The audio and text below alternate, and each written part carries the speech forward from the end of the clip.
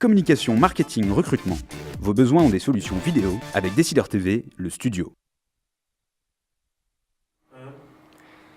Bonjour à tous et bienvenue dans le Duplex Bourse du vendredi 28 mars 2014. On se connecte comme d'habitude avec la salle des marchés de Bourse Direct et notre expert Jean Amar. Bonjour Jean. Bonjour Nicolas. Alors Wall Street tout d'abord qui clôture en repli hier soir, comment peut-on l'expliquer ?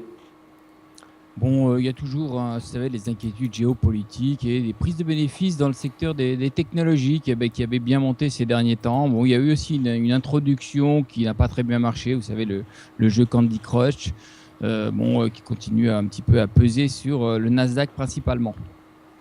Alors vous parliez donc des inquiétudes géopolitiques. Il y a, je crois, une décision du Congrès qui est tombée hier soir.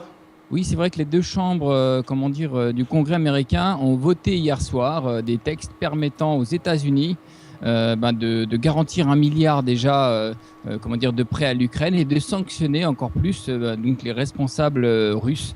Donc il y a quand même une bataille entre la Russie et les États-Unis qui fait peur, bien sûr, mais qui pèse un petit peu quand même sur les marchés, même si en Europe, nous, on en est un petit peu loin pour l'instant. Enfin, on s'en éloigne un petit peu avec les perspectives qu'on attend, bien sûr, de la BCE. Alors, on attend, alors évidemment, allez-y. Je vous écoute, mais je voulais préciser qu'on attendait cet après-midi des statistiques aux États-Unis. Alors, essentiellement sur la consommation, je crois. Oui, voilà, tout à fait. Ouais. Donc, sur la consommation, on attend donc les dépenses et les revenus des ménages en février. On les attend un petit peu en baisse, légèrement, c'est pas grand-chose, mais on attend aussi, toujours dans le même registre, la confiance du consommateur selon l'Université de Michigan. Cette fois-ci, légèrement en hausse. On verra bien cet après-midi. Ce ne sont pas des statistiques très, très importantes, mais la consommation est quand même très regardée. Alors, on va en Asie maintenant. Donc, une petite reprise du côté chinois, mais des inquiétudes qui persistent au Japon, Jean. Exactement. Donc, face au ralentissement en Chine, le Premier ministre chinois, lors d'une allocation, a dit que la Chine avait en stock des mesures pour combattre la volatilité économique et qu'il ferait le nécessaire pour maintenir la croissance à un niveau correct. Ce qui signifie quand même que l'hypothèse de mesures de relance à la fois des dépenses et aussi du soutien monétaire est désormais très probable. Donc, ce qu'anticipaient les marchés en début de semaine est en train de se mettre en place et le Japon confirme la déflation du pays. L'inflation a atteint 1,3% sur un an, mais n'augmente que de 0,50% hors alimentation et énergie, alors que le chômage est au plus bas de 7 ans à 3,06% et que la consommation des ménages a reculé de 2,5%. Ce sont des chiffres inférieurs aux attentes. Alors, Paris maintenant. Jean, comment se porte le CAC à l'heure actuelle ? Donc, le marché est en train de tenter de se reprendre. On bute toujours sur les 4400 points. Après 2 séances de consolidation, les investisseurs sont dans l'attente toujours de la BCE jeudi prochain. C'est quelque chose qui tient le marché et qui porte le marché pour l'instant. Et aussi les gérants qui sont soucieux de clôturer le premier trimestre. Bon, il ne reste plus que 2 journées, 2 séances, aujourd'hui et lundi. Donc, pour le clôturer dans le vert. Donc, ça porte aussi peut-être un petit peu aussi les marchés. Mais il y a également les dépenses de consommation qui déçoivent, je crois, Jean.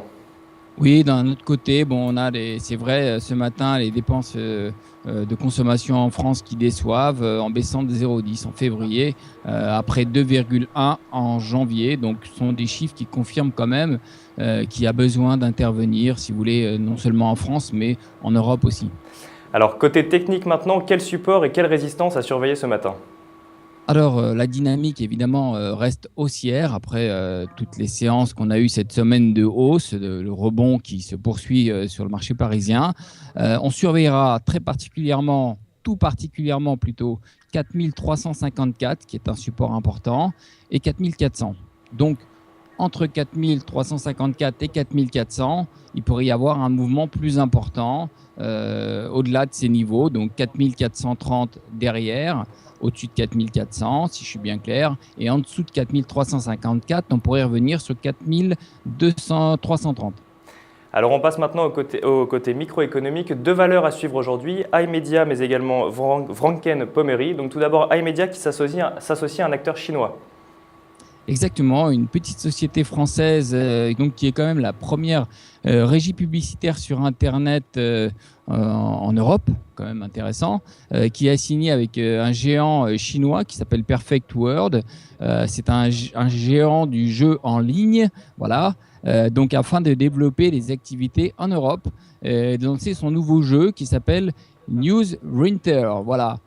Donc Immedia propose des solutions de paiement en ligne via son site de paiement ePay, et Perfect World propose évidemment son expérience dans le domaine du jeu vidéo à eux deux. Donc je pense que c'est une bonne association qui pourrait bien évidemment porter les deux sociétés. Je pense plutôt Immedia que Perfect World, mais Immedia va sûrement en profiter beaucoup plus à mon avis.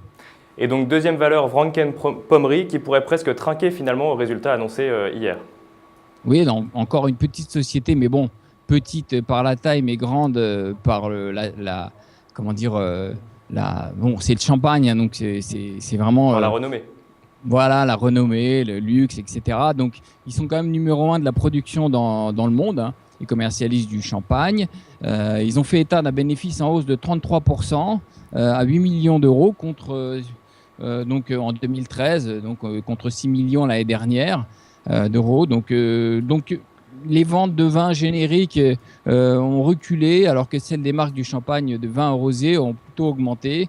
Autre bonne nouvelle, donc l'endettement recule globalement. Il est passé de 904 millions d'euros l'année dernière à 877 millions en décembre dernier. Donc ça, c'est une bonne nouvelle. La société se désendette et en plus, bon, les bénéfices augmentent. Donc voilà, c'est à souligner, c'est une société à suivre. Jean, merci beaucoup pour toutes ces précisions. On se retrouve lundi pour un nouveau duplex. En attendant, très bonne séance à tous et bon week-end.